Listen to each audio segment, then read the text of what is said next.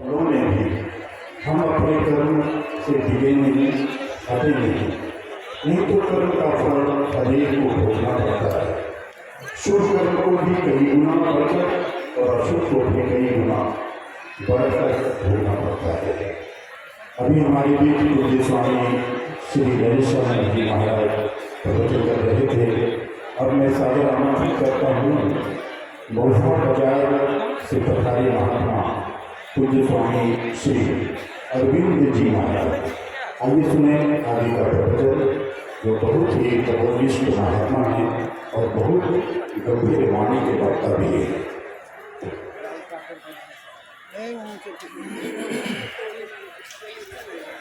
श्री सद्गुरु महाराज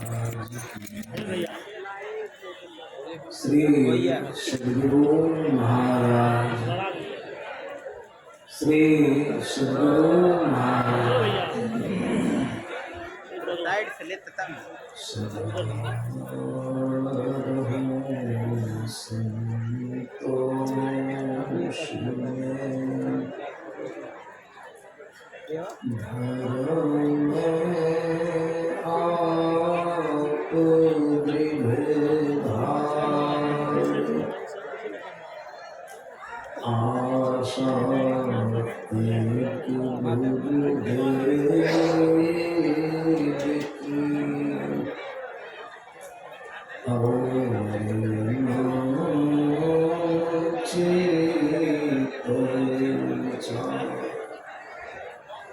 वंदा गुरुपद कंज कृपा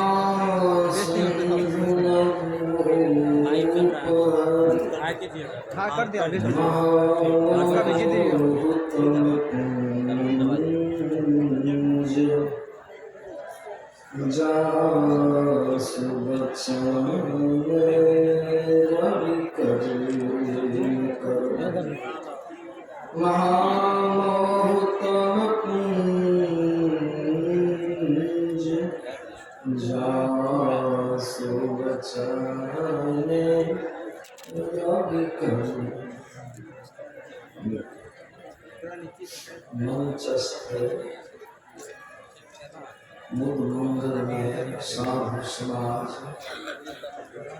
धर्म प्रेमी सज्जन वृंद तथा माताओं एवं अभी के सत्संग में हम लोगों ने कर्म फल के संबंध में पाठ और प्रवचनों के माध्यम से बहुत ही अच्छी तरह से श्रवण किए।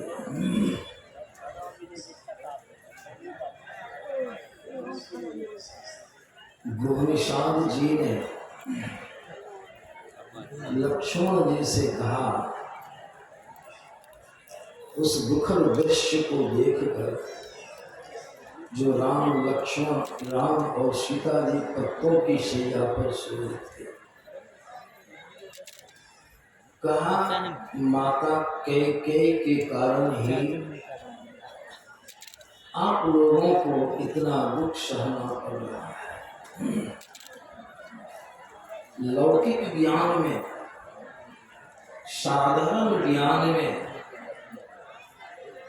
निषाद का कहना सही था, सत्य था।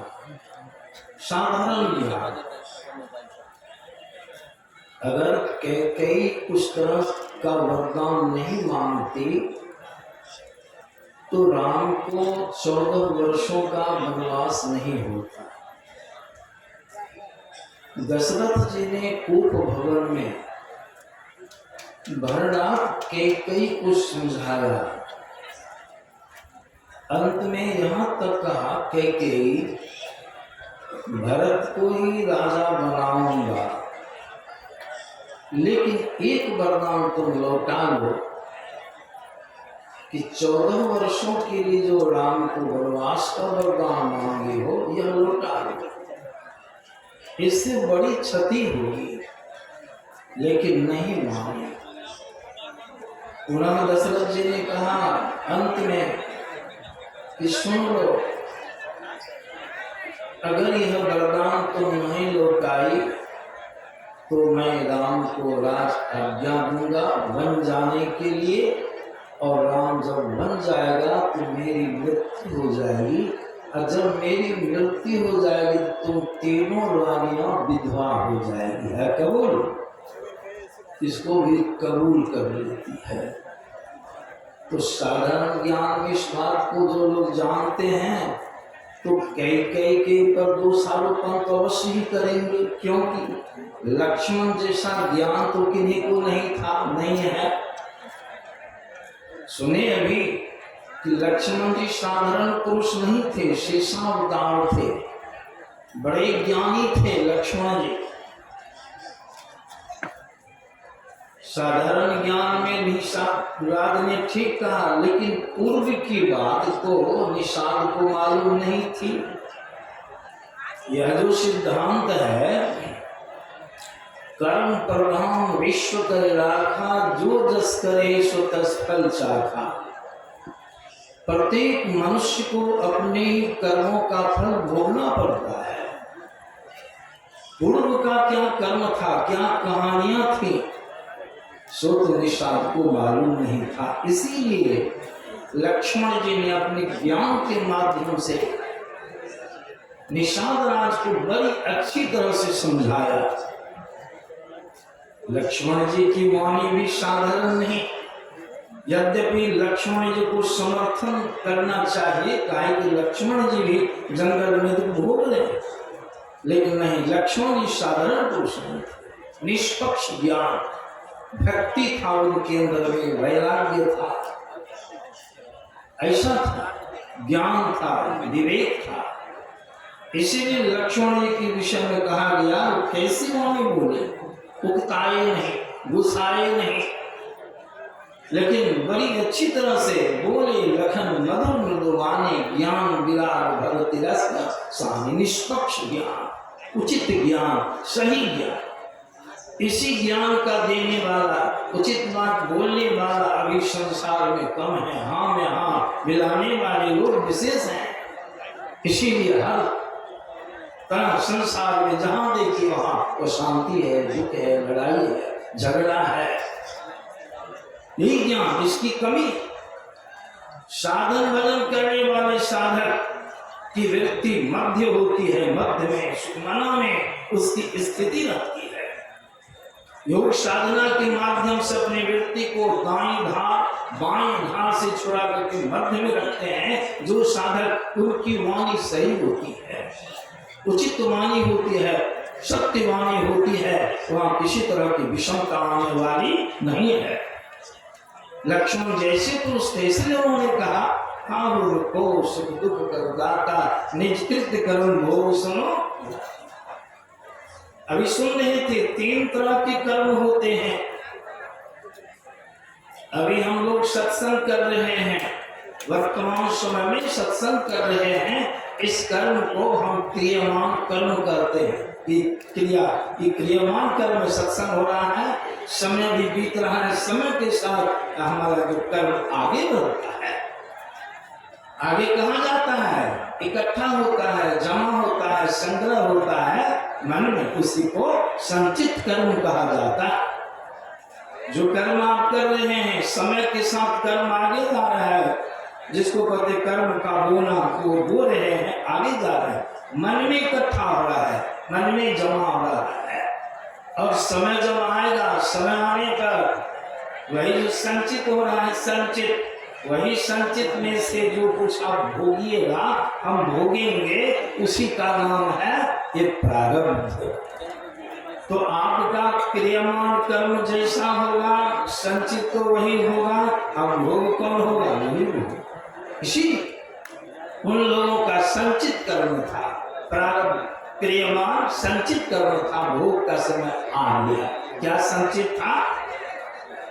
अभी सुने, जान करके नहीं, धोखा धोखी में दशरथ जी ने श्रवण कुमार की हत्या किया था, शिकार के चस्का में पड़ करके। परिणाम क्या हो? वह समय आ गया भोगने।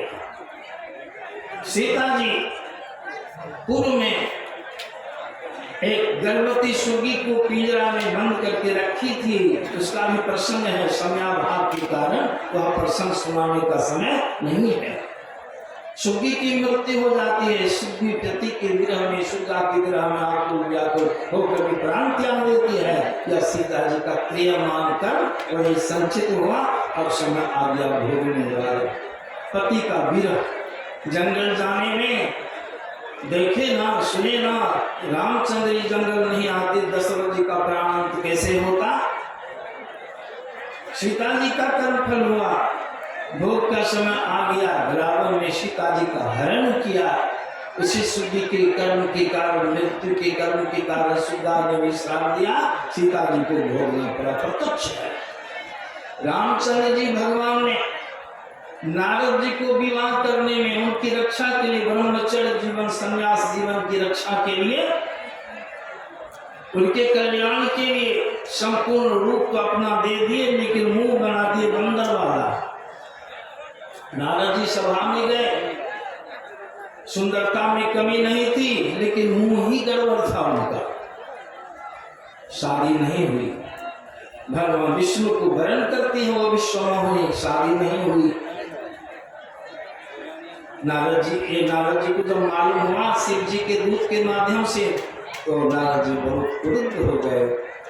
भगवान ने तो उनका कल्याण के लिए ऐसा किया, रक्षा के लिए, लेकिन उन्होंने श्राप दे दिया।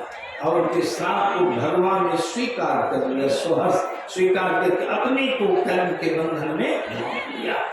श्राप क्या था? जिस तरह से मैं नारी के विरह में विरही रहा, व्याकुल रहा, तुम भी हे विष्णु मेरे साथ धूर्तता किया है, मैं तुम्हें श्रापित करता हूँ, तुम भी नारी के विरह में विरही हो जाओ। जिस तरह से मेरा मुंह बंदर का सा बना दिया, बिना बंदर की सहायता भी तुम्हारा एक भी कार्य पूर्ण नहीं होगा।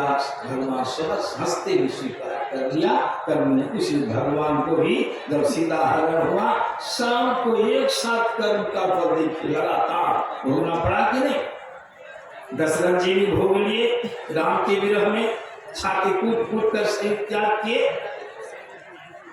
सीता जी का भी हरण हुआ, पति विरह में वर्षों बहुत काल तक विरही रही, भोगना पड़ा। रामचंद्र जी भगवान ने भी नारद जी का श्राप स्वीकार करके उन्होंने कर्म फल का भोग किया, जो उनके श्राप के मुताबिक हे खग, हे मृग, हे मधुकर श्रेणी, और तुम देखे सीता। कहाँ रह के कर्म करते हैं हम लोग, मालूम है कहाँ है? भोरे में सुने थे, बाबा लोगों ने सुनाया था। कहाँ है? लक्ष्मण जी ने बहुत तरह का ज्ञान दिया निषाद राज को। यह भी कहा मोह निशा सब शोभ निहारे, देखे सपन अंत। मोह निशा सब पढ़े लिखे, अनपढ़, विद्वान अविद्वान, धनी गरीब, हिंदू मुसलमान, बड़े बड़े पद पर प्रतिष्ठित रहने वाले, चाहे कुछ बन के संसार में रहिए, लेकिन है कहाँ? देख कहाँ में निवास है? तो कबीर साहब की वाणी में आपने श्रवण किया, मोह के एक तो अंधेरी कोठरी जामे देर न बाती हो, कहिया पकड़ी जम ले चले, कोई संगी ना साथी हो। काम है उनका वही है, मोह भी है, अज्ञान के रहते सब कोई सोए हैं, मतलब हम समस्त मनुष्य अंधकार की कुंड में पड़े हैं। अब देखिए मर जाना, बीमार होना, कोई दुर्घटना का घट जाना, आदि आदि जितनी भी चीजों को देख रहे हैं, इसे लक्ष्मण जी ने कहा देखिए सुनिए दुनिये मनमानी, मोह मूढ़ परमारथ, सब अज्ञानता की जड़ है, ऐसा तो नहीं है। तब अभी हम लोग सुप्तावस्था में दोनों आंखों के मध्य में हैं, हम लोग का ज्ञान साधारण ज्ञान है। लक्ष्मण जी कहते हैं इस अज्ञानता की रात्रि से जिसमें रह करके जीव शुभ और अशुभ कर्म करता है, पंच विषय भोग में लिप्त होता है, उससे भी कर्म बनता है, कर्म मंडल में है, कर्म के बंधन में हम जीव बनते जा रहे हैं। वह ज्ञान था, कोई अंधकार निशान। संत लोग कहते हैं लक्ष्मण जी ने बड़ा सुंदर संकेत किया, देखिए सबल अनेक प्रकार, यही जग जामिनी जागही जोगी, यही जग जामिनी संसार रात्रि है। जो जगह हैं उनका कथन है, जो अंधकार से ऊपर उठ गए हैं उनका ज्ञान है। इसलिए कहा लक्ष्मण जी ने, यही जग जामिनी जागही जोगी, परमार्थी प्रपंच योगी। जोगी लोग इस अंधकार रूपी निशा से उबरते हैं, ऊपर उठते हैं। जोगी किसको कहते हैं? जोड़ने वाले। क्या जोड़ना है? जिसके जोड़ने क्षमता प्रकाश हो जाए, अंधकार समाप्त हो जाए, वह क्या है? वह दोनों दृष्टि की धारणा। एक दिशति करी संसरी जाने जोगी कहे सोई। जो इस दृष्टि जो की क्रिया करते हैं, दोनों दृष्टि की धारणा को मिला लेते हैं, मिल जाने क्षमता प्रकाश हो जाता है, मोह निशा समाप्त हो जाती है। उस साधक की गति कहाँ हो जाती है? पूरी अवस्था, ब्रह्मांड में, प्रकाश मंडल। यही हुआ, यही जग जामिनी जागही जोगी, परमार्थी प्रपंच वियोगी। सारे प्रपंचों से वियोगित हो जाते हैं। और जानिए तो वही जीव जग जागा, जब सब विषय विलास विरागा। कैसे जानिएगा कि जग गया? वहां से पहचानिएगा। साधन में कुछ दिख आगे किसी की पहचान है, लेकिन लक्ष्मण जी ने थर्मामीटर दिया। जानिए तो वही जीव जग जागा, जब सब विषय विलास विरागा। जब सभी विषयों के भोग से, पंच विषय भोग में जो लिप्त हैं हम, उस सबसे मन में बैराग हो जाए, छलनाव हो जाए, विषय भोग तुच्छ लगे, समझ जाए कि जग गया है, जग गया है। हमारे यहाँ विद्यार्थी रहता था, जगाने पर सीधे गेट के बाहर हो जाता था। उसके गार्जियन ने कहा, बाबा थोड़ा ध्यान दीजिएगा, बच्चा जगे तब छोड़िएगा गेट के बाहर।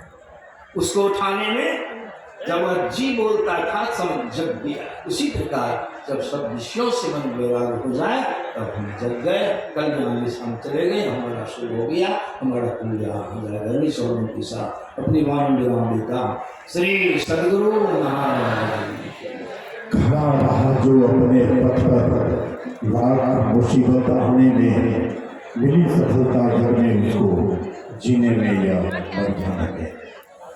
सज्जनों, कर्मफल पर चर्चा और विशद चर्चा चल रही है। अब हमारे बीच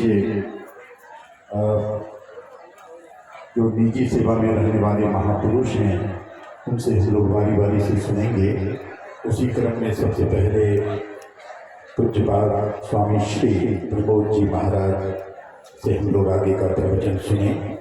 ऊंच नीच का भेद न माने, वही श्रेष्ठ ज्ञानी है। दया धर्म जिसमें हो सबसे, वही पूज्य प्राणी है। तो आइए सुने पूज्यपाद स्वामी श्री प्रबोध जी महाराज से। महर्षि ने आश्रम कोपाघाट से पधारे हैं, आइए सुने।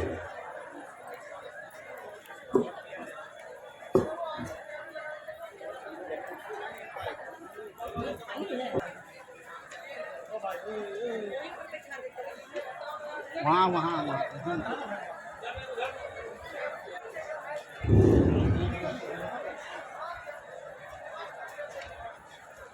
आप लोग शांति बनाए रखें। आज गुरु कीर्तन का भी कार्यक्रम होगा। ये विवाह होने के कारण माननीय मंत्री महोदय इसकी सूचना मुझे दिए हैं, श्री राजेंद्र मेहता साहब। बेकार करना ही करना, अच्छी साथ देना भी करना।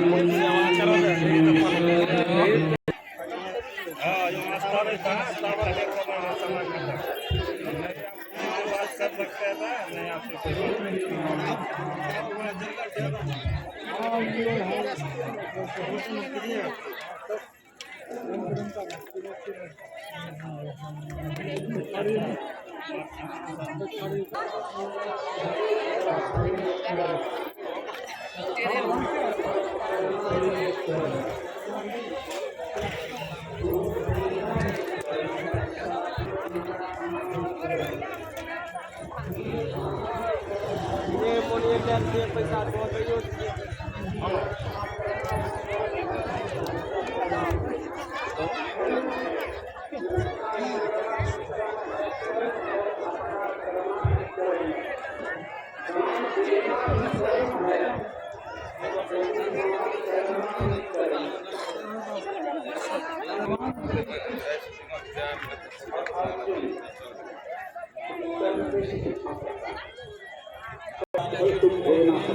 ये मछलियाँ इतनी बड़ी हत्या कर रहा है, इतने मछलियों के नाम कितनी हत्या हो रही है इसके द्वारा, तो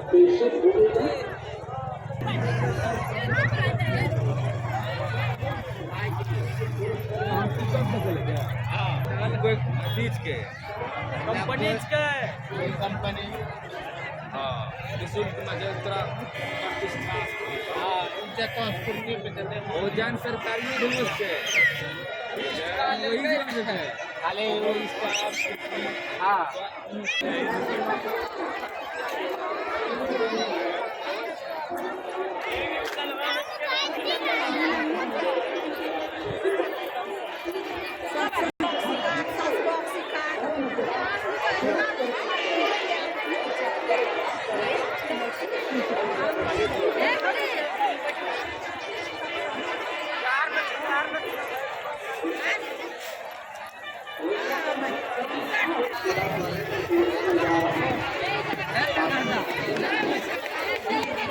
हरे कृष्णा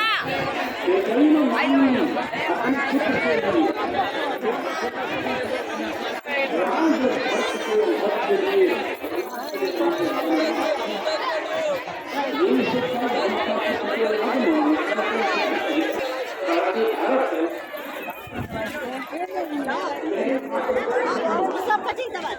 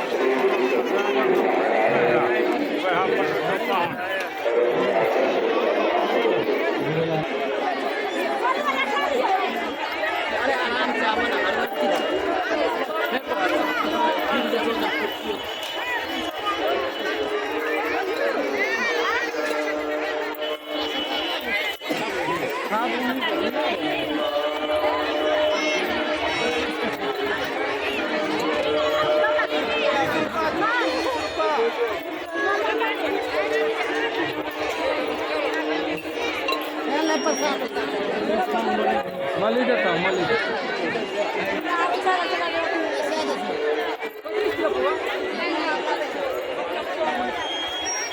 उसी में से धर्मराज थी तो एक जीवन भोगने के लिए मिलता है, वही है प्रारब्ध।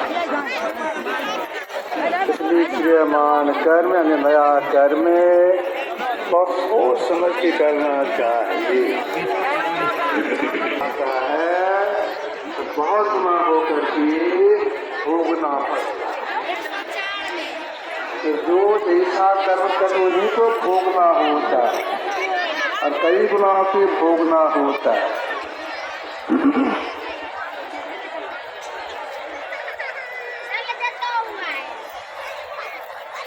इससे छुटकारा कैसे मिलेगा? तो देखिए, संत के शरण में चली गए, संत की जिसे कृपा बरस गई तो उसमें भी कर्म कट जाता। एक बात सुना